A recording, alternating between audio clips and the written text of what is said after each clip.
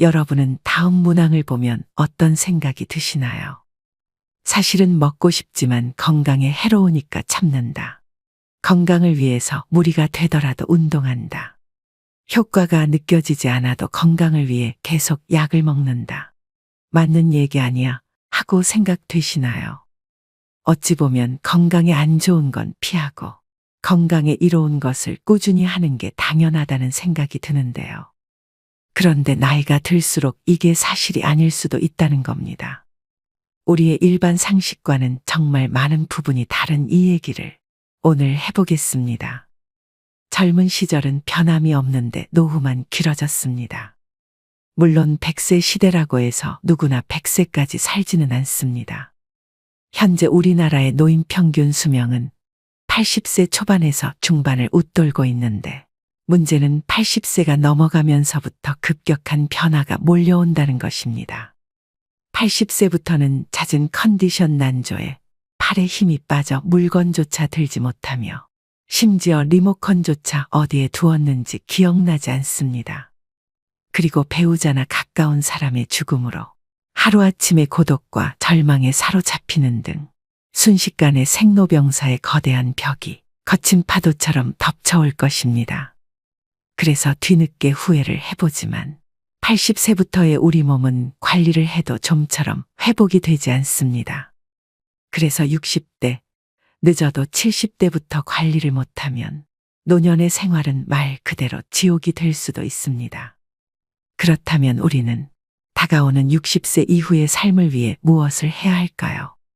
오늘은 적당히 잊어버려도 좋은 나이입니다라는 책을 바탕으로 노년의 질을 결정짓는 핵심 요인들을 알려드리려고 합니다. 노년의 질을 결정짓는 핵심적인 요인 첫 번째. 다른 사람과의 비교는 불행으로 가는 고속도로다. 퇴직이 얼마 남지 않은 50대에 남과 비교하는 것은 전혀 도움이 안 된다. 동창생 누구는 어디에 20억짜리 집이 있는데 난 뭐하고 살았나. 죽을 때까지 넉넉한 연금이 나오는 공무원을 했어야 하는데 쥐꼬리만한 연금으로 난 어떻게 사나. 이런 식의 후회를 하다 보면 자신이 무능하게 느껴지고 사회 시스템이 불만스럽게 여겨진다. 더 나쁜 것은 이제라도 만회해보겠다며 무리하게 투자하거나 사업을 벌이는 것이다. 아무리 수명이 연장됐다 해도 50대는 인생이 꺾이는 나이다. 계절로 치면 씨 뿌리고 키우는 때가 아니라 거둬들이는 시기다. 물론 50대에도 새로운 일에 도전하고 모험도 할 수 있다. 하지만 실패할 경우 만회할 시간이 충분치 않을 수 있다는 점, 체력이 떨어지고 있다는 점을 감안해야 한다. 돈이든 체력이든 가정이든 지킬 수 있는 범위 내에서 도전과 모험의 범위를 국한시키는 것이 현명하고 남과 비교하지 않고 자신의 현재 모습에 감사하는 것이 지혜롭다. 노년의 질을 결정짓는 핵심적인 요인 두 번째. 빈털터리로 죽기로 결심한다. 퇴직을 하고 소득이 없어지면 자산이나 예금 잔고를 털어 생활비에 보태야 한다. 집을 맡기고 주택연금을 받았어야 할 수도 있다. 문제는 자산이 줄면 불안해지고 자식에게 집이라도 남겨야지 하는 미련 때문에 주택연금에 가입하기도 꺼려진다는 점이다. 재산을 모두 써버리고 빈털터리로 죽기로 마음먹는다면 우리는 살아있는 내내 적절한 부를 누릴 수 있다. 또 곶감은 빼먹는 것이라며 재산을 남길 생각하지 말고 다 써버릴 생각을 해야 한다. 몇 살까지 살지 모르는데 죽기 전에 재산을 다 써버리면 어떻게 하느냐고 반문할 수도 있다. 하지만 재산을 탕진하라는 것이 아니다. 돈을 남길 욕심을 거두고 검소하게 생활한다면 대부분의 경우 죽을 때까지 먹고 살 수는 있다는 얘기다. 노년의 질을 결정짓는 핵심적인 요인 세 번째. 친구는 없어도 괜찮다. 어떤 사람은 혼자 있는 시간을 견디지 못하고 늘 다른 사람과 연결되어 있기를 원합니다. 하지만 허울뿐인 관계의 마음은 여전히 공허하고 집단 안에 있을수록 오히려 고독을 느끼죠. 그리고 그 고독을 메우기 위해 타인을 더욱 더 갈망하게 됩니다.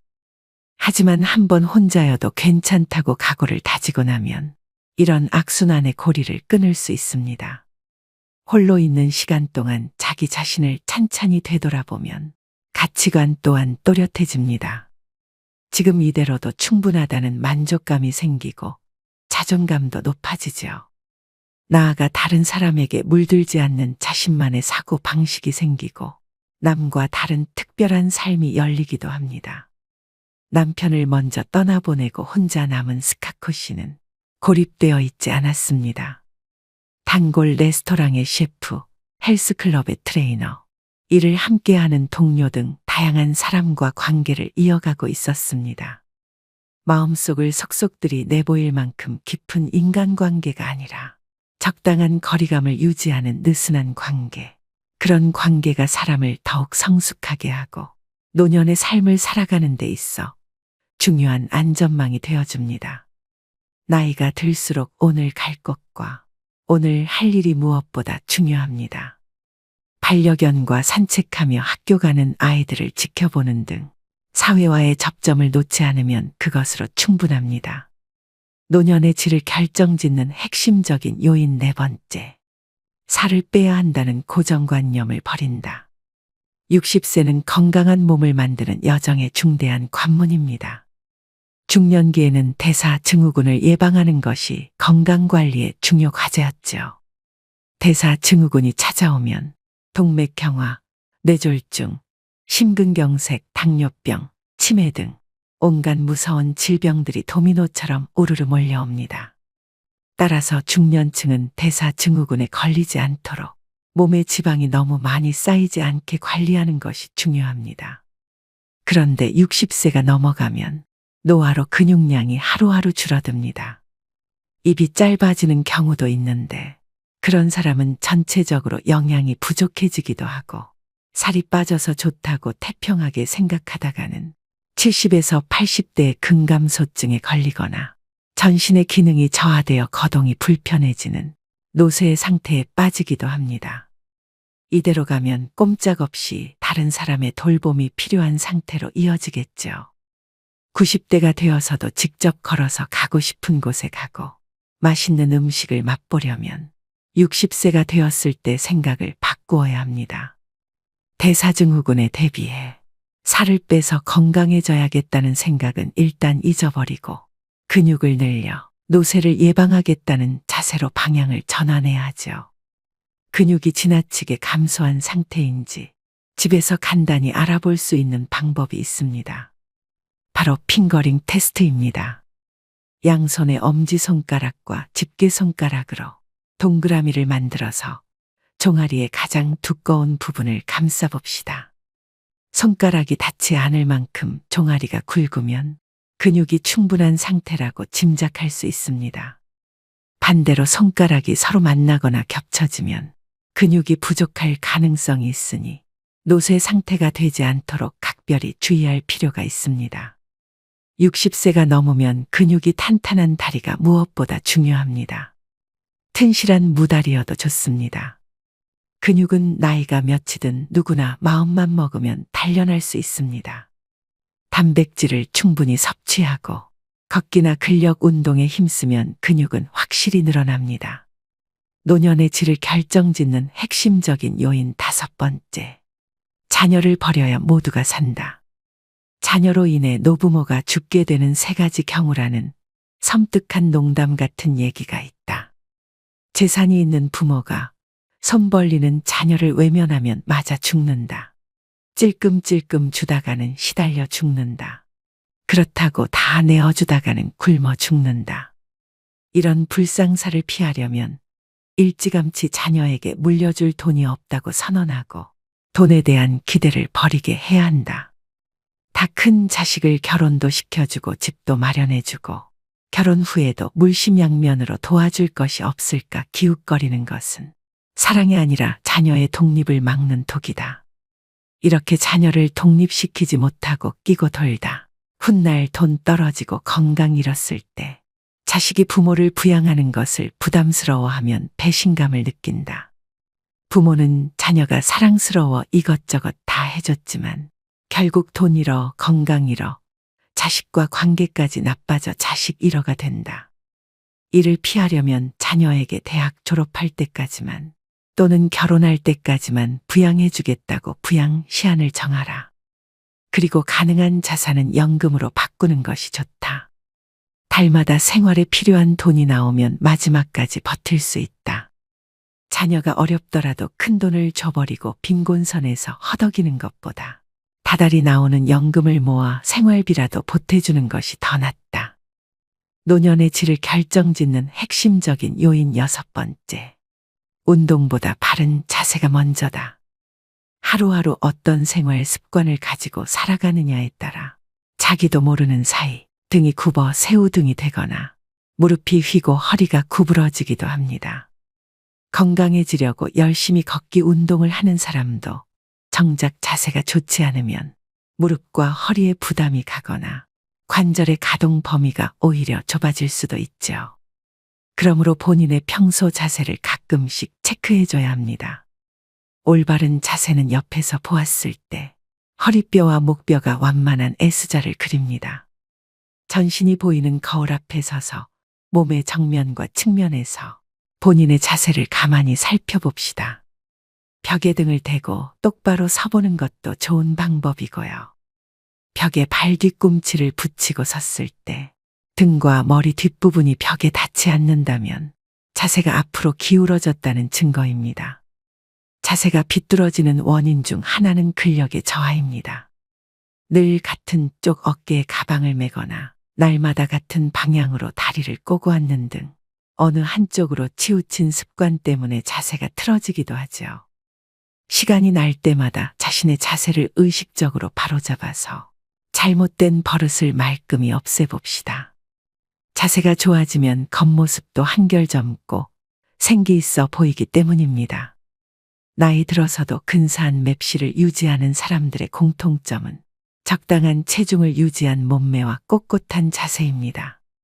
자세를 곧게 하면 마음가짐도 적극적이고 긍정적인 방향으로 바뀔 수 있습니다. 가슴을 당당하게 펴고 배에 힘을 주고 긴장감을 놓지 않으면 자신감과 의욕이 생깁니다. 잠깐 운동하고 하루 종일 구부정하게 지내기보다 매 순간 바른 자세를 유지하며 활기차게 보내기를 추천합니다. 노년의 질을 결정짓는 핵심적인 요인 7번째. 인생의 8할은 잊어버려도 상관없는 것들이다. 모든 성과의 80%는 일에 들인 시간의 20%에 의해 만들어진다. 이것은 이탈리아의 경제학자 빌프레도 파레토가 주장한 분포에 관한 통계적 법칙입니다. 파레토 법칙이나 20대 80 법칙이라고도 불리지요. 20%의 일개미가 전체 식량의 80%를 책임진다는 이야기도 같은 맥락입니다. 개미를 자세히 관찰해 보면 모든 개미가 똑같이 일하지 않는다는 사실을 알 수 있습니다. 부지런히 일하는 개미가 20% 정도라면 일하지 않는 게으른 개미도 20%입니다. 부지런히 일하던 개미가 지쳐 쓰러지면 일하지 않던 개미가 팔을 걷어붙이니 결국 한 개미집에서 열심히 일하는 개미의 비율은 변하지 않습니다. 인생도 그렇습니다. 나라는 사람의 중심이자 나를 나답게 만드는 무언가, 밥도 잠도 있고 몰두할 수 있는 무언가는 20% 안에 있습니다. 이것만 꼭 붙잡으면 인생이 80%는 잊어버려도 상관없습니다. 우리 모두 이미 경험한 바 있지 않나요? 화려한 레스토랑에 가서 식사를 하거나 값비싼 차의 주인이 되는 것, 남부럽지 않는 집에서 사는 것 등은 그리 중요하지 않습니다. 이런 건 잊어버려도 좋은 80%이죠.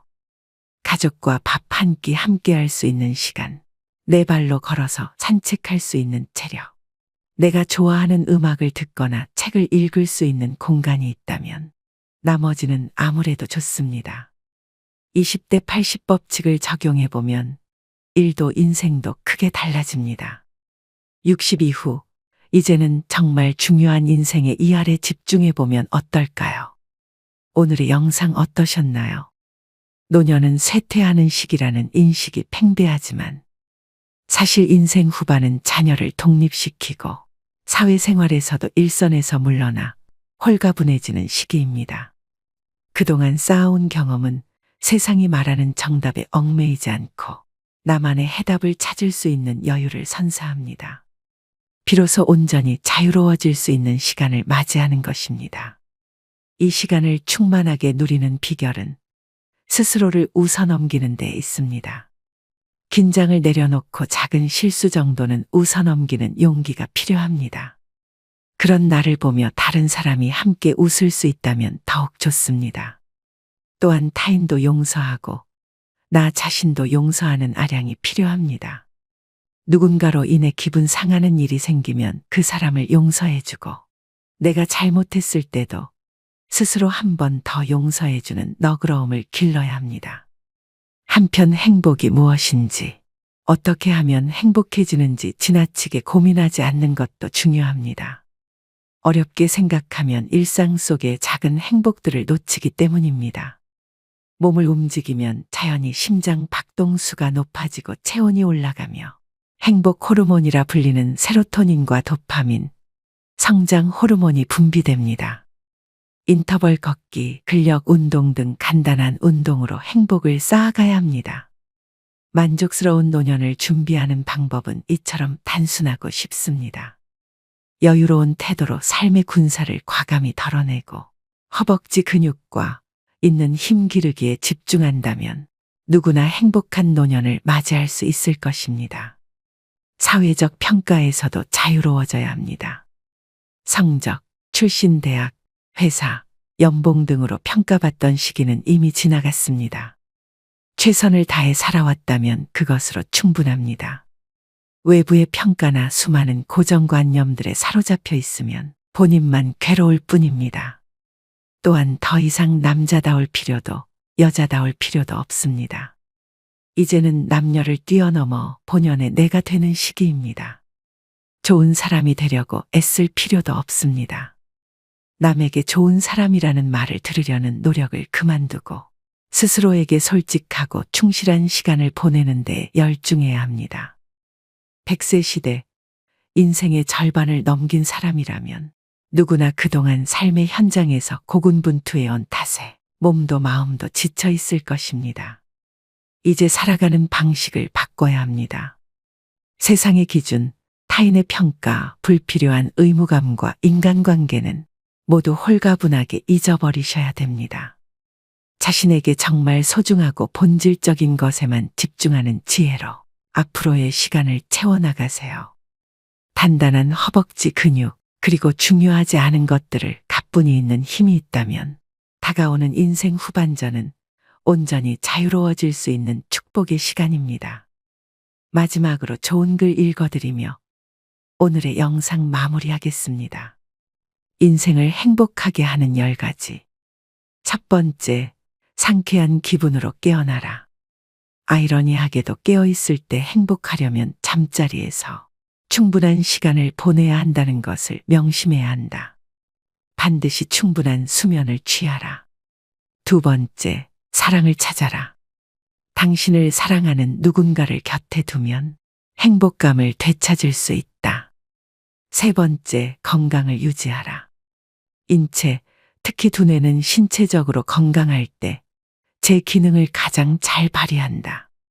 그저 왕성하게 활동하고 가장 마음에 드는 방법으로 운동하라. 네 번째, 목표를 가져라.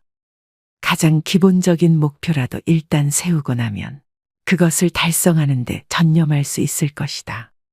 여러 작은 목표를 세우고 각각의 목표 달성에 힘쓰라. 다섯 번째, 보금자리를 꾸며라. 둥지는 안전하고 따뜻하고 보호를 받는다고 느낄 수 있는 곳이다. 집, 침실, 심지어 화장실이라도 긴장을 풀 수 있는 장소를 마련하라. 여섯 번째, 자신의 페이스를 지켜라. 때때로 지나치게 많은 일을 떠맡기 쉽다. 게으름을 옹호하는 것은 아니지만 너무 많은 부담을 지는 일은 가급적 피해야 한다. 일곱 번째, 대접할 계획을 세워라. 어떤 특정한 일을 달성할 때마다 보상으로 자신에게 한턱 내라. 스스로 자신에게 대접하는 법을 익혀서 당장 시작하도록 하라. 8번째, 선물을 주어라. 다른 사람들을 행복하게 하는 것은 자신이 행복해지는 가장 좋은 방법 중 하나이다. 아낌없이 주는 친구가 되면 이자까지 돌아오게 된다. 9번째, 관대해져라. 다른 사람들의 걱정거리에 동정을 표하되 그들을 극진히 사랑하는 것이 아니라면 그들의 슬픔에 물들지 않도록 노력하라. 10번째, 놀아라. 우리는 아이이기를 멈추는 순간 노는 것을 잊어버린다. 특히 배우자와의 놀이는 어떤 골칫거리도 잊게 하고 웃게 만들어준다. 세상의 참된 주인공은 당신입니다. 세상이 아무리 험악할지라도 진정 사랑을 거부하는 사람은 없습니다. 누구든 정말 자신을 사랑하는 사람이 있다는 것을 알면 그는 희망을 갖게 됩니다. 그리고 자신을 둘러싼 문제가 무엇이든 간에 이겨낼 힘을 얻습니다. 세상 모든 사람에게 필요한 것은 사랑입니다. 어려움을 만난 사람에게는 더욱 더 사랑이 필요하지요. 사람마다 자기가 좋아하는 유형이 있습니다. 키가 큰 사람, 말을 재미있게 하는 사람, 잘생긴 사람, 귀여운 사람, 터프한 사람, 돈 잘 쓰는 사람, 날씬한 사람, 통통한 사람 등 다양합니다. 그런데 이 다양한 사람들의 다양한 취향에도 불구하고 모든 사람들이 공통적으로 희망하는 유형이 있습니다. 마음이 넓은 사람과 사랑할 줄 아는 사람입니다. 대부분의 사람들은 좁고 작은 마음을 가지고 있습니다. 다른 사람을 사랑하지 못하면서 자신은 사랑받고 싶어 합니다. 때문에 그런 자신을 이해할 사람을 필요로 합니다. 그리고 자신의 마음을 넓히기보다 다른 사람의 마음이 넓기를 기대합니다. 그러나 우리가 사는 이 땅에는 넓은 마음을 가진 사람이 적습니다. 처음 만났을 땐 마음이 넓은 것 같지만 조금 지나면 그도 역시 우리만큼 밖에 안 되는 속 좁은 사람이라는 것을 알게 됩니다. 그러면 우리는 또 다시 마음 넓은 사람을 찾아갑니다. 세상에서 자신보다 넓은 마음을 가진 사람을 만난다는 것은 쉽지 않은 일입니다. 하늘에서 떨어지는 번개를 맞는 것보다 넓은 사람을 만나는 것이 더 어렵습니다. 사랑할 줄 아는 사람, 그는 바보를 천재로 만들 수 있는 사람이고 고장난 세상을 고치는 기술자입니다. 우리가 남들보다 조금 더 사랑할 줄 안다면 우리는 모든 곳에서 환영받는 주인공이 될 수 있습니다. 사랑받는 사람이 아니라 사랑을 주는 사람이 세상의 참된 주인공입니다. 오늘도 노후의 지혜와 함께 해주셔서 감사드립니다. 황금빛으로 무르익어가는 여러분의 지혜로운 인생을 언제나 응원합니다. 나이 들면 이런 마음으로 살다 갑시다. 삶을 남과 비교하지 말고 남을 원망하지 말고 부모로서 자식이 잘 되길 바래도 자식들에게 너무 기대하지 말고 지난 날을 너무 후회하지 말고 내 운명이라 생각하고 운명이 다해 세상을 떠날 때 부, 권력, 명예 다 놓아버리고 빈손으로 홀가분하게 미련 없이 미소 짓고 떠나게 해달라고 소망하며 삽시다. 재물이 많아도 만족하지 못하고 더 많은 재물을 모으려고 발버둥 치면 재물의 노예가 되어 가진 재물에 만족하지 못해 마음이 가난하고 많은 재물이 없어도 가진 것에 만족하고 분수에 맞게 즐겁게 살면 마음이 부유의 부자입니다. 가난과 부자는 마음먹기에 달려 있습니다. 영겁의 세월 속의 인간의 삶은 흐르는 물과 같고 하늘에 떠가는 구름과 같고 올 때는 순서가 있지만 이 세상 떠날 때는 순서도 없고 언제 떠난다는 기약도 없어 몇 분 후를 모르는 것이 인생이라 합니다. 지난 날은 다시 돌아올 수 없고 미래는 기약이 없으니 지난 일에 미련 갖지 말고 미래를 너무 기대하지 맙시다. 지금 주어진 이 시간이 생애 제일 소중하다고 생각하며 보람 있고 즐겁고 행복하게 보냅시다. 나이 먹어 얼굴에 주름이 늘어 늙어가는 것을 서러워 말고 지혜로운 삶으로 자라나는 젊은 세대에게 연륜으로 모범적인 삶을 사는 모습을 보여줍시다. 친구가 나를 부르지 않는다고 외로워 말고 내가 먼저 친구를 불러 희로애락을 함께 나눌 친구를 만들어 산에도 가고 술도 한 잔 나누며 노후를 외롭지 않게 즐겁고 행복하게 보냅시다.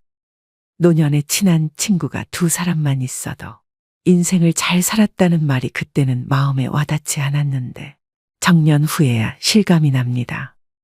나이가 들면 세상을 이런 마음으로 즐겁고 행복하게 살다 운명이 다해 부르면 큰 고통 없이 미소 짓고 미련 없이 떠날 수 있는 사람이 인생을 가장 잘 산 사람입니다. 백사세인 김영석 교수님은 95세 때 인터뷰에서 이렇게 말했습니다. 100년 가까이 살아보니 60대, 70대 무렵이 가장 좋은 시절이었어요. 자녀 교육과 부모 봉양의 책임에서 벗어나 나 자신에게 집중할 수 있는 평화로운 시기였죠. 100세 시대의 60대를 인생의 최고 전성기라고 합니다. 이 시기를 술에 물 탄 듯, 물에 술 탄 듯 하며 인생은 다 그런 거고 남들도 다 그렇게 산다는 말로 자신을 속이며 살아가시는 분들이 있고 후회 없는 인생을 살아가기 위해 노력하시는 분들도 계십니다. 여러분은 어느 쪽이신가요? 인생 후반기를 즐기는 어르신들은 일하고 배우고 여러 모임에 참여합니다. 그들 대부분은 젊은 시절로 돌아가고 싶지 않다고 말하는데요. 인생 후반기를 지는 태양이 아니라 떠오르는 태양처럼 살기 위해선 어떻게 살아야 할까요? 오늘은 인생 2막을 살아가시는 분들의 99%가 모르는 그 해답에 대해 알려드리겠습니다. 60대의 벽을 넘는 방법 첫 번째, 노후의 3대 리스크를 경계하라. 지금 우리가 나이듦에 대해 어떻게 생각하느냐가 예상보다 훨씬 더 미래에 직접적인 영향을 끼칠지 모른다. 사실 좋기만 하거나 나쁘기만 한 일은 별로 없다. 잃는 게 있으면 얻는 것도 있기 마련이다. 나이듦은 절대 악이 아니며 세상을 넓게 보는 지혜, 느긋한 느림의 미학, 갖가지 의무로부터의 해방 등 적잖은 이점이 있다. 너무나 커 보이는 불안에 압도돼 이런 혜택을 누릴 마음의 여유를 갖지 못하는 게 노후를 가장 힘들게 한다. 여기에 돈이 얼마는 있어야 한다는 식의 공포 마케팅이 불안을 과장하고 조장한다. 퇴직자가 금융사기에 쉽게 걸려들거나 과포화 상태인 자영업에 뛰어드는 등 무리하는 이유다. 편안한 노후를 위협하는 실질적 위험은 세 범주로 나눠볼 수 있다. 우선 모든 노후 관련 조사에서 걱정거리 1, 2위에 오르는 돈과 건강 리스크가 있다. 이 둘이 중요하다는 것은 누구나 알지만 충분히 대비했다고 안심하는 사람은 별로 없다. 건강을 잃으면 막대한 치료비 때문에 돈 걱정이 커지고 적정 수준의 돈이 없으면 중대 질병에 시달리기 쉽다. 다음은 관계에 따른 리스크다. 다른 사회보다 관계의 긴밀도가 높고 타인의 시선을 많이 의식하는 한국 사회에서는 특히 큰 위험 요소다. 가족이나 친구, 주변과의 관계 때문에 노후를 힘들어하는 사례는 흔하다. 외로움은 피하고 싶은데 얽힌 게 많으면 그만큼 삶이 피곤해진다. 나이든 부모가 다 큰 자녀를 돌보는 것은 물론이고 결혼, 주택 자금까지 고민해야 하는 한국은 다른 어느 나라보다 성인 자녀의 리스크가 크다. 적을 알고 나를 알면 위태롭지 않다는 손자병법의 구절은 노후 준비에도 유효하다. 노후 불안은 없애는 게 아니라 스트레스처럼 관리하는 것이다. 한국은 세계에서 고령화 속도가 가장 빠른 나라임에도 사회적, 제도적 대비가 더디다. 함께 노력하지 않으면 노인을 위한 나라는커녕 고령 친화 사회도 기대하기 힘들다. 자신이 당면한 3대 리스크와 우리 사회를 제대로 아는 데서부터 슬기로운 노후 준비는 시작된다. 60대의 벽을 넘는 방법 두 번째, 나를 콩쥐 취급하지 않기. 나이 든 사람의 얼굴에서 예쁜 이목구비는 그다지 중요하지 않다. 그러나 표정은 삶의 이력서와 같다. 지난 세월 동안 스스로를 얼마나 사랑했는지 혹은 얼마나 억울하게 만들었는지는 표정에 고스란히 드러난다. 67세 김남순 씨는 이렇게 말한다. 젊었을 때 저는 궁상을 떨었어요. 가족들에게는 고가의 옷을 선물하면서 내 옷은 아울렛을 뒤지고 뒤져 사면서도 몇 번이고 고민했죠. 화장품도 저가 제품이나 샘플만 바르고 욕실 수건은 체육대회, 칠순기념 글자가 수놓인 기념품만 썼는데요. 최근 인터뷰한 정리정돈 전문가 정희숙 대표는 내가 스스로를 얼마나 학대하고 있었는지 깨닫게 해줬습니다. 부자들의 집에는 공통점이 있었어요. 이불과 베개 같이 매일 쓰는 침구류는 고급 소재의 제품을 쓰는 것이죠. 매일 쿠팡 최저가 침구를 껴안고 자는 내게 미안해지는 순간이었어요. 소처럼 일에 돈을 벌어놓고 왜 스스로를 콩쥐 취급했을까? 꼭 돈을 드리는 보상이 아니더라도 남순아 고생했다. 오늘 잘했어라고 칭찬 한마디 해주지 않았을까?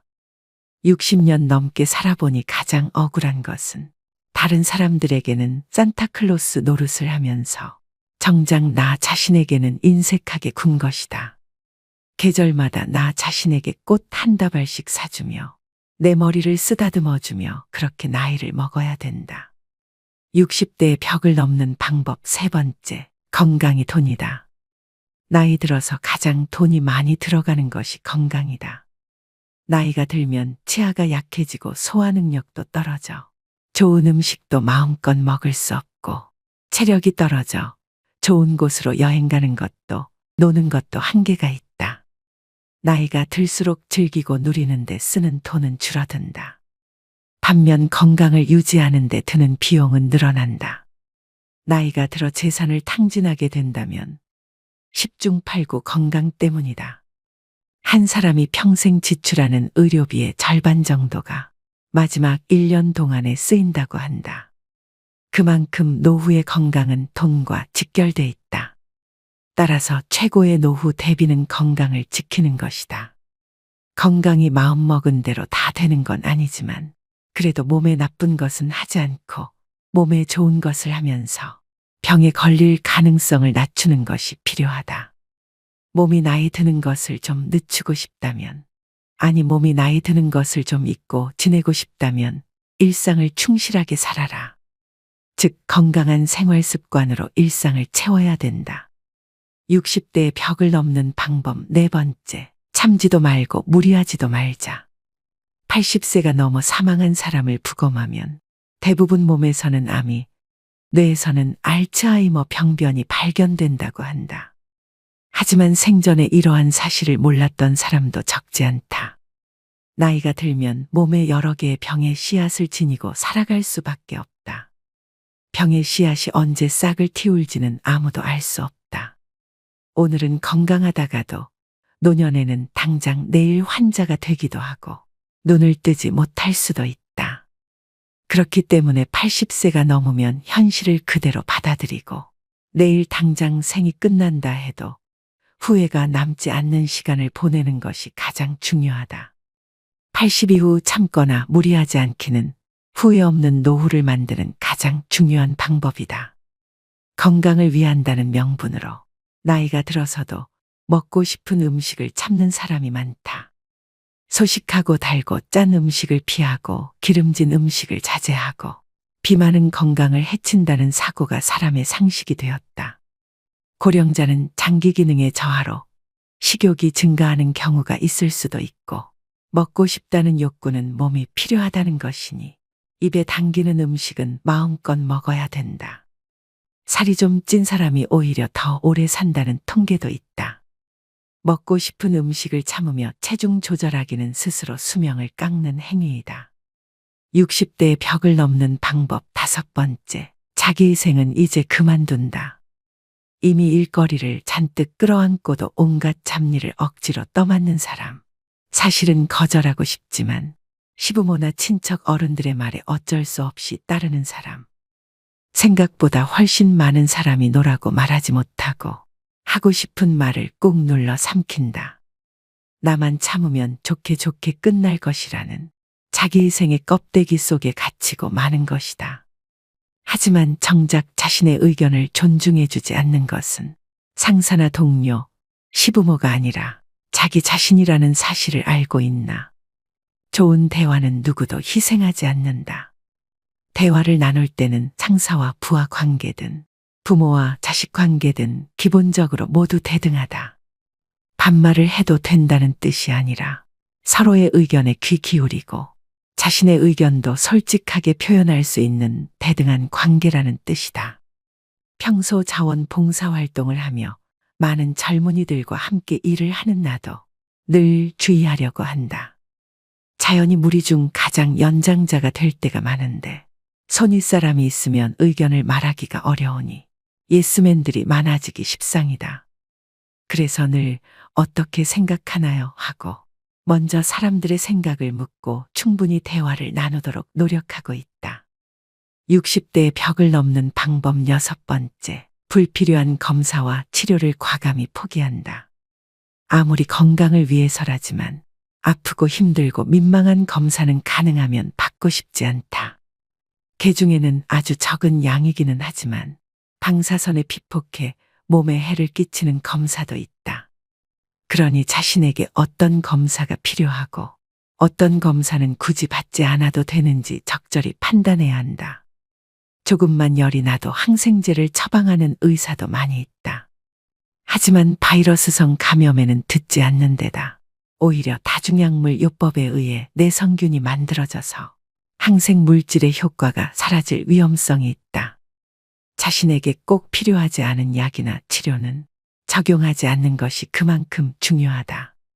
특히 임종이 머지않은 시기에는 불필요한 의료가 골치 아픈 고민거리가 되기도 한다.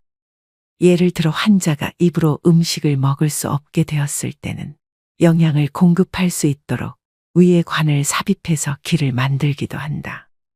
스스로 호흡할 수 없게 되었을 때 인공호흡기를 사용할 것인가? 심장이 멈추었을 때 심폐소생술을 받을 것인가? 마지막 순간은 어느 곳에서 보내고 싶은가에 대해 하나하나 잘 생각해보고 매년 생일처럼 특별한 날 가족들에게 미리 이야기해두면 어떨까? 60대의 벽을 넘는 방법 7번째. 직함에 대한 미련이 인생 2라운드를 여는데 가장 큰 걸림돌이다. 평생 직장에서 일해온 사람은 직함을 자신의 정체성으로 혼동한다. 자신을 소개할 때 어떤 회사의 부장이라든가 이사, 국장 등의 직책으로 모든 것이 설명됐기 때문이다. 평생 대리과장, 부장, 이사 등으로 불려오다 일을 그만두고 소속돼 있는 든든한 회사도 자신을 설명해주는 직함도 없어지면 자신의 존재 가치가 확 떨어진 것처럼 느껴진다. 직함에 연연하는 이유는 곰곰이 살펴보면 남의 눈을 의식하기 때문이다. 직함이 자신이 세상에서 차지하는 지위를 보여준다고 생각하기에 직함이 없어지면 자존감마저 떨어지게 된다. 나이가 들수록 직함이 없어도 직함이 찍힌 명함이 없어도 또는 사회적으로 그리 대접받지 못하는 일을 하게 되더라도 당당할 수 있도록 자기 자신의 본질적인 정체성에 집중하는 것이 필요하다. 직함 말고 자신을 설명할 수 있는 단어가 무엇인지 생각해보고 회사나 직함 없이도 진짜 자기 자신을 사람들에게 소개할 수 있도록 마음가짐부터 사고방식까지 바꿀 필요가 있다. 60대의 벽을 넘는 방법 8번째. 노후 준비 급할 것 없다. 지금이라도 사부작 움직여라. 온 나라가 일자리 부족으로 몸살을 앓고 있는데 내게 맞는 새로운 일을 쉽게 발견하기는 만무하다. 시도가 성공으로 이어지는 것도 결코 아니다. 그런대로 할 만한 일도 있을 테고 이 길이 아닌가 보내하고 돌아서야 할 때도 많다. 퇴직 이후가 돼서야 일을 찾겠다고 나서면 마음이 조급해지기 십상이다. 경찰 초급 간부로 퇴직한 김 씨는 이듬해부터 서울 시내 초등학교 보안관으로 일하게 됐다. 월급은 최저임금을 약간 웃도는 수준이지만 주 40시간 근무에 5년 고용이 보장돼 경쟁이 만만치 않았다. 평소 배우기를 좋아하는 그가 따둔 안전, 소방 분야 자격증이 합격에 한몫했다. 우리 사회에선 별 실효성도 없는 자격증을 따는데 너무 많은 시간과 비용을 들이는 게 문제다. 그럼에도 막상 뭔가를 하려면 자격증을 요구받으니 무시할 수 없는 게 현실이다. 인생 2라운드에 가능한 일을 압축해보고 필요한 조건을 갖추는 데는 적잖은 기간이 필요하다. 생활이 비교적 안정된 시기에 어느 정도 기본을 다져놓고 이어나가는 것이 한결 손쉽다. 시간을 갖고 사부작거리며 쉬운 것부터 하나씩 해나가면 노후 준비의 부담이 가벼워진다. 퇴근 뒤와 주말, 휴가 등 활용할 시간이 많다. 이것이 노후 연착륙의 비결이다. 오늘의 영상 어떠셨나요? 가장 오래 생존하는 지금 세대에게는 기존의 은퇴와 노후를 대하는 방식이 더 이상 통하지 않습니다. 아무것도 하지 않고 겨우겨우 시간을 죽이거나 여전히 생계에 시달리며 억지로 일하는 것 모두 우리가 원하는 노후가 아닙니다. 새로운 개념의 노후를 살아야 하는데요. 바로 이모작 은퇴입니다. 이모작 은퇴는 노후 20년, 30년을 경제적으로, 사회적으로 활기차게 살 수 있는 새로운 라이프 스타일입니다. 삶의 목적을 새로 찾고 오로지 돈을 위해서가 아니라 자신을 위해서 일하고 외롭지 않게 살고 여전히 세상에 필요한 사람으로 살 수 있는 방법이죠. 그리하여 계속해서 성취하고 성공하고 실패하고 기여하고 꿈꾸는 사람으로서 살 수 있습니다. 일본 오키나와에는 세계 최장수 마을이 있습니다. 그 마을 사람들은 은퇴의 개념도 없고 노후 걱정을 하지도 않습니다. 하지만 내가 살아야 하는 이유를 평생 고민합니다.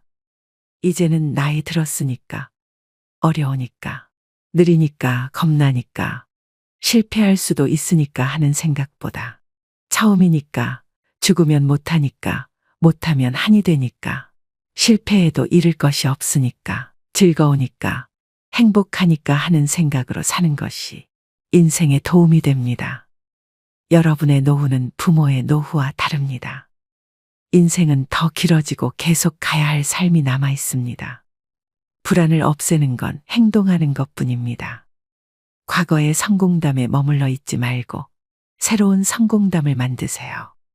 세상은 아직도 여러분을 필요로 합니다. 죽을 때까지 자신 있게 살겠다는 의지가 생각보다 더 큰 보상을 안겨줄 것입니다. 오늘의 영상이 여러분 인생의 활력, 당당함, 풍요로움이 뒤따르는 노후로 인생을 재구성하실 수 있길 바랍니다. 인생은 길고 삶은 계속됩니다.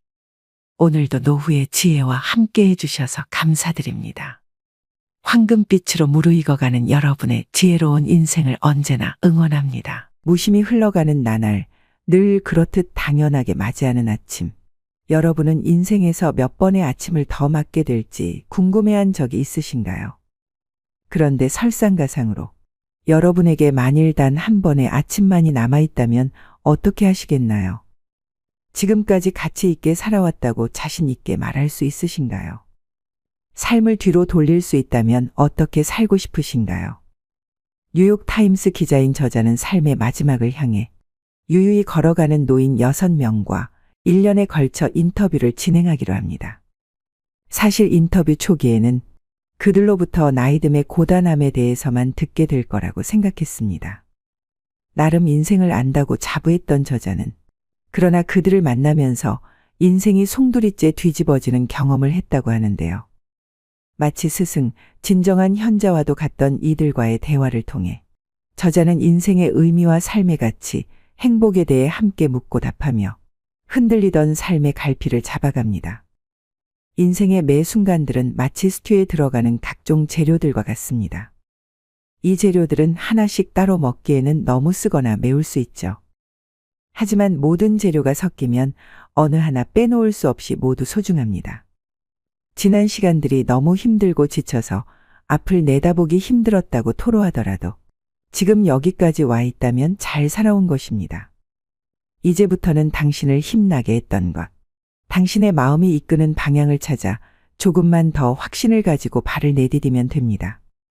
오늘은 만일 나에게 단 한 번의 아침이 남아있다면 책을 바탕으로 감사의 힘, 행복을 선택하는 법, 죽음을 받아들이는 법 등 내 삶의 가치를 찾는 6번의 인생 수업에 대해 말씀드리겠습니다. 6번의 인생 수업 첫 번째, 행복의 선택은 자신에게 달려 있다.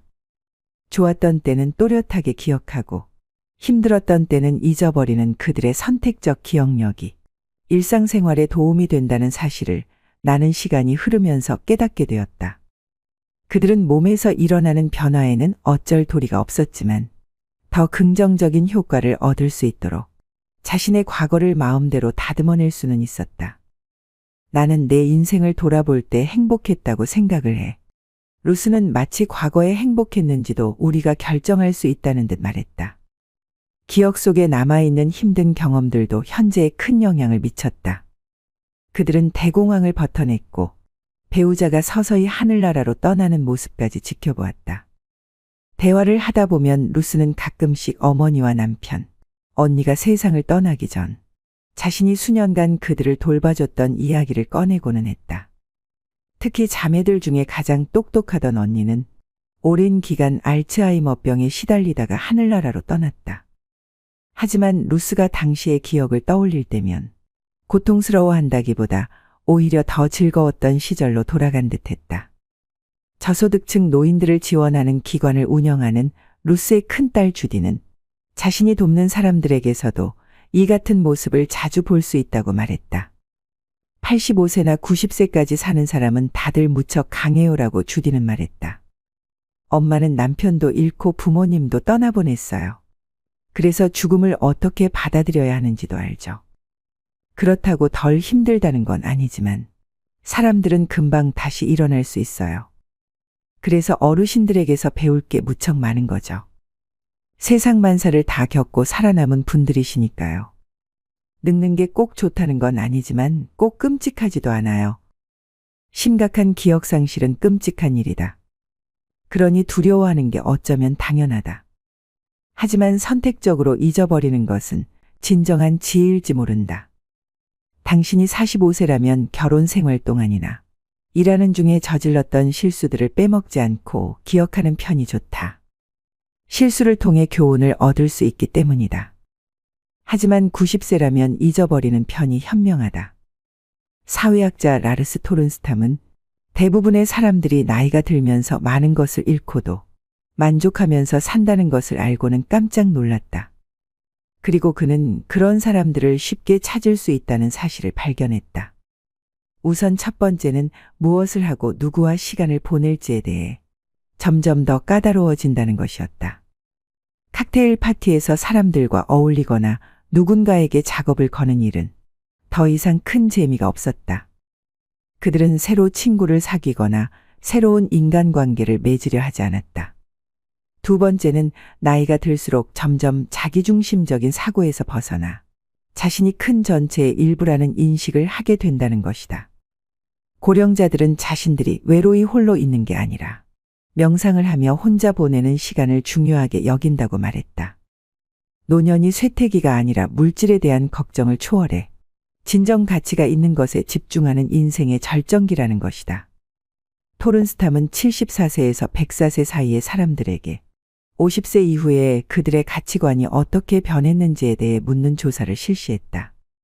이제 나는 얄팍한 인간관계에 흥미가 줄었다라는 문항에는 전체의 75%에 달하는 사람들이 동의했고 나는 사색하는 시간이 더 즐거워졌다라는 문항에는 3분의 2가 긍정했다.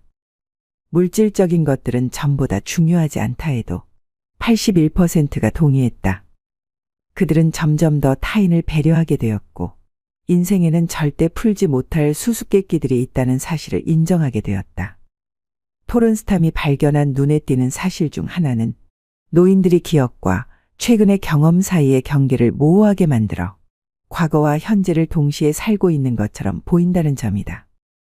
그들은 과거에 나눴던 대화들을 되새겼고 이미 고인이 된 사람들에게는 자신들의 예전 잘못을 사과했고 오래전부터 좋아하는 것들에 새삼 감사했다. 나이와 상관없이 현명해지기 위해서는 제일 먼저 우리도 죽는다는 사실을 진심으로 받아들이고 그 안에서 더욱 만족하면서 살아야 한다. 현대의학 덕분에 우리는 죽음을 이기거나 질 수 있는 일종의 시험으로 여기기도 한다. 하얀 가운을 잊은 전문가들이 좌지우지하는 무언가로 말이다. 하지만 고령자들은 더 현명한 눈으로 세상을 본다. 우리들 중 누구도 죽지 않는 사람은 없다. 그러니 살아있을 때 잘 살아야 한다. 6번의 인생 수업 2번째. 조금만 더 일찍 알았다면 좋았을 것들. 요양원에서 지내던 어느 날, 나는 그에게 젊은이들이 노년에 대해서 꼭 알아야 할 것이 무엇인지 물었다. 질문을 듣고 그는 난감해하는 기색이었다. 왜냐하면 노년은 다른 어느 시기와 마찬가지로 그저 인생의 한 부분일 뿐이었다. 오늘은 어제와 크게 다르지 않았고 내일도 오늘과 크게 달라질 리 없었다. 옷에 단추를 잠그거나 허리를 굽히는 게 어려워지고 신발끈을 묶거나 할 때 등이 아프지. 아니면 거울을 보거나 하얗게 쎄어버린 머리카락들을 발견했을 때 말이야. 그런데 그런 건 하나도 놀랍지도 않아. 그런 날들이 오고 있다는 걸 알잖아. 그냥 살아가는 과정이야. 이 나이에서 다른 나이로 가는 거지. 나는 특별히 달라진 기분이 안 들어. 그가 말했다. 프레드는 나와 달리 당연히 자신의 아파트로 돌아갈 수 있을 거라고 믿었다. 늘 거울을 들여다보았고 살만한 가치가 없는 상태가 언제인지에 대해서도 전혀 생각해보지 않았다. 요양원 침대 위에 누워있든 몸값이 수십억에 달하는 여배우들과 지폐를 가득 채운 욕조 안에 들어가 있든 살아가는 건 마찬가지였다. 내게는 무척 심각해 보이던 건강 문제들도 그에게는 그저 익숙한 일일 뿐이었다. 나이는 아무나 먹는 게 아니다. 미국의 영화배우 베티 데리비스가 했다는 유명한 표현이지만 사실 완전히 틀린 말이다. 나이는 아무나 먹는다. 현대의학 덕분에 결국 거의 누구나 늙게 된다. 세월이 몸을 공격하는 날이 짧든 길든 오래 사는 사람들은 어느 시점에서건 몸이 노화되기 마련이다. 하지만 노년이란 과연 무엇일까? 대부분 우리는 그것을 일종의 판결로 만들었다. 너무 늦기 전인 20대쯤부터 현명하게 요가를 시작했다면 일어나지 않았을 일처럼 여기고 있는 것이다.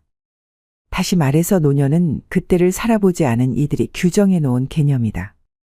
인생 중반을 살아가는 사람들이 인생의 전성기는 바로 중년이라고 주장하면서 젊은이들의 의견은 유치하고 어리석으며 고령자들의 의견은 노망이 나서 주절거리는 소리 정도로 치부해버린다. 고령자들과 젊은이들이 각각 노년을 바라보는 방법이 어떻게 다른지 나와 내 어머니를 보면 알 수 있다. 어머니는 운동을 하거나 살을 빼지 않겠다고 하셨다. 만성적인 등의 통증을 꾸준히 덜어줄 수 있는 방법은 그것뿐이었다. 게다가 물리치료는 사기라고 하셨다. 어머니가 사시는 건물에 실내 수영장이 있었지만 수영복을 갈아입기가 너무 힘들다면서 그것마저도 하지 않으셨다. 오전 10시에 열리는 태극권 수업은 너무 이른 새벽이라 반대하셨다. 등과 다리의 통증이 심해지면서 동생들과 나는 어머니에게 전동 휠체어를 타지 말라고 말씀드렸다. 한 번 걷기를 멈추면 폐도 운동을 하지 못하고 몸 전체에 안 좋은 영향을 미치게 될 거라는 이유였다. 하지만 내가 틀렸다. 휠체어 덕분에 어머니는 더 자유롭게 미술관에 가거나 연극을 보러 다니실 수 있었다. 그때 나는 받아들이고 적응해야 한다는 것을 깨달았다. 남은 시간이 많지 않은 사람에게는 어쩌면 단기적인 해결책들이나 그냥 받아들이는 자세가 최선일 수도 있다. 그리고 우리는 모두 시간이 많지 않다. 고령자들은 본능적으로 이 사실을 더 잘 이해하고 있을 뿐이다. 6번의 인생 수업 중 2가지를 말씀드렸습니다. 자신의 가치를 높이는 삶의 태도에 대해 배우고 싶은 사람, 행복을 어디에서 찾아야 할지 아직 모르겠는 사람, 소중한 단 한 번의 삶을 정말 제대로 살아보고 싶은 사람, 해가 기울 무렵 끝내 후회하는 하루를 맞이하고 싶지 않은 이들에게 만일 나에게 단 한 번의 아침이 남아있다면 책을 강력히 권합니다. 독일의 위대한 문인 괴테의 인생과는 우리의 문명은 겨울철 과일나무와 같다. 그 나뭇가지에 다시 푸른 잎이 나고 꽃이 필 것 같지 않아도 우리는 그것을 꿈꾸고 그렇게 될 것을 잘 알고 있다. 이처럼 즐거운 노후를 보내기 위해 의식해야 할 3가지가 있습니다. 첫째, 새로운 취미나 인간관계에 개방적이다. 새로운 취미에 도전하거나 인간관계를 받아들이거나 항상 오픈 마인드를 유의하는 것이다. 예컨대 새로운 취미를 하게 되면 그곳에서 새로운 인간관계가 생긴다. 레벨업 하고 싶다, 작품 전에 출품하고 싶다라고 하는 목표를 가지는 것도 좋고, 동아리에 참가해 임원이나 담당을 맡는 것도 좋다. 즉 인간관계, 목표, 공헌이라는 즐거운 노후를 보내는 세 가지 포인트가 중요하다. 둘째, 여유 있는 노후 계획을 세운다. 시간적으로 자금적으로 여유를 가지고 계획을 세우는 것도 포인트다. 시간이 없다, 돈이 없다 등 없다는 감각은 기분을 피폐하게 만든다. 무모한 계획을 세우고 스스로 자신을 몰아가 버리면 본전도 없다. 예컨대 목표를 세울 때는 누군가와 겨루거나 하는 것이 아니라 노후에는 어디까지나 자신의 시간을 즐긴다는 관점에서 설정해 보면 좋지 않을까. 셋째, 즐거운 노후를 위한 주거 선택의 포인트다. 즐거운 노후는 어떤 곳에 사느냐에 따라서 좌우될 수도 있다. 거주지를 찾을 때는 다음 포인트를 검토해 보는 것은 어떨까? 첫째로, 노후에도 안심하고 살 수 있는 집인가? 우선 체크하고 싶은 것은 안심하고 살 수 있는지 여부이다. 해를 거듭하면 건강상의 불안이 증가하고 일상생활 속에서 일어나는 자연재해나 범죄에 대한 대응도 걱정이 많아진다.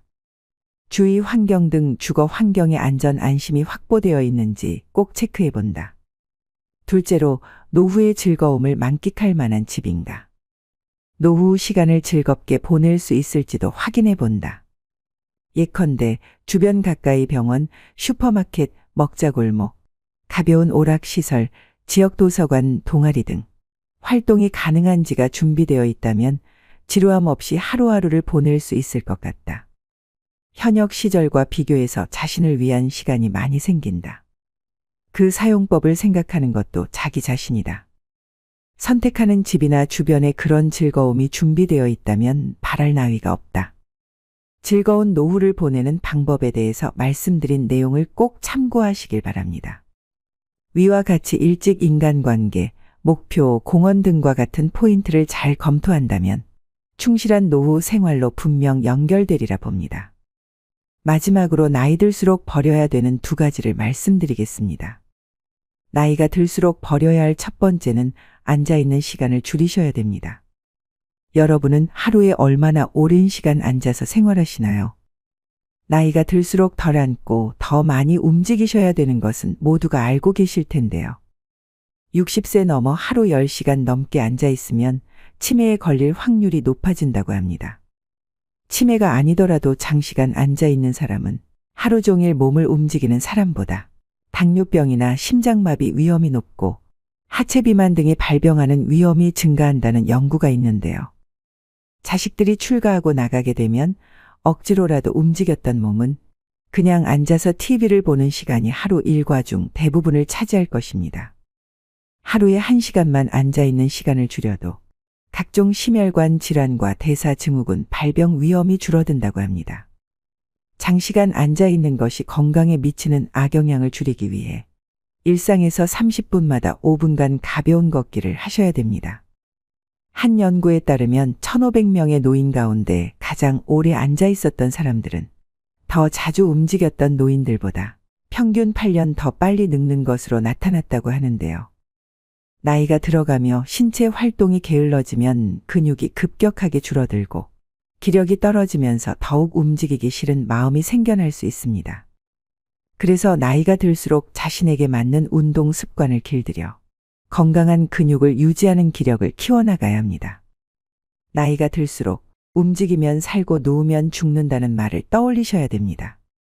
편하게 쉬려는 마음에서 벗어나 일상에서 많이 움직이는 습관을 길들이셔야 합니다. 매일 규칙적으로 많이 걷는 것도 건강 유지를 위한 좋은 습관 중 하나입니다. 만일 걷지 못하신다면 앉아서 하는 운동 또한 매우 도움이 될 수 있습니다. 앉아서도 가벼운 스트레칭을 자주 해주신다면 몸의 움직임을 늘리는 데 효과가 있습니다. 나이가 들면 운동을 해도 근력이 늘지 않는다는 잘못된 생각 때문에 고령자들은 운동을 시도조차 하지 않는 경우가 많습니다. 집에서 쉽게 할 수 있는 운동을 매일 10분만 꾸준히 해도 1년이 지나면 현재 근력의 20%까지 늘릴 수 있다고 하는데요. 그렇게 되면 노년 건강 유지의 최대 복병인 낙상사고가 줄고 사회 참여 활동은 늘어나고 노년의 허약도 예방됩니다. 얼마 전 옆집 60대 어머님은 길을 걸어가시다 갑자기 넘어지셔서 팔이 꺾이는 사고를 당하셨습니다. 다리의 근력이 부족해서 중심을 못 잡고 넘어지셨는데요. 오랫동안 치료받느라 고생하시는 걸 옆에서 본 적이 있어서 미리 근력 운동 조금씩이라도 실천하셔서 예상치 못한 사고에 대비를 하셔야 됩니다. 습관이 인생이라는 말이 있습니다. 우리가 갑자기 운동량을 늘리는 것은 쉽지 않은 일입니다. 대신 앉아있는 시간이라도 줄이는 게 노후 건강을 위해 아주 좋은 방법이 되는 것입니다. 하루를 아름답고 행복한 삶으로 만들기 위해서는 자신이 어떤 태도와 습관을 가지고 살아가고 있는지 돌아보는 시간을 가져볼 필요가 있습니다.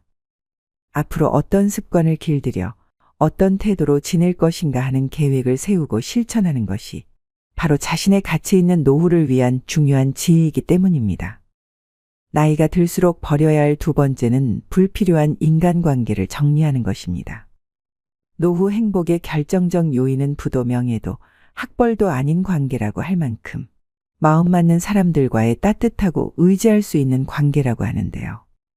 노후가 되면 마음이 외롭고 인생이 허무하다고 느낄 때가 많습니다. 이때 달려와 고민을 함께 나눌 친구가 한두 명만 있어도 성공한 인생이라 할 수 있죠. 하지만 퇴직과 함께 직장 등 공적 관계망은 대부분 눈 녹듯 사라져버리고 사회 속에서 벌어지는 크고 작은 갈등은 노년의 삶의 질을 낮추고 외로움을 증폭시킵니다. 주변에서 맞지 않는 사람과의 인연의 끈을 놓지 못하고 만남을 유지하면서 스트레스를 받는 사람들을 흔히 볼 수 있습니다. 특히 살아온 세월 속 쌓인 갈등이 폭발하면서 관계가 망가질 때도 많습니다. 배우자 및 자녀와의 갈등이나 오래 알고 지낸 친구와의 불협화음 등이 이 경우에 해당하죠. 불필요한 인간관계는 늙음을 의식하기 시작하는 50대부터 하나씩 내려놓으면 편해진다고 합니다.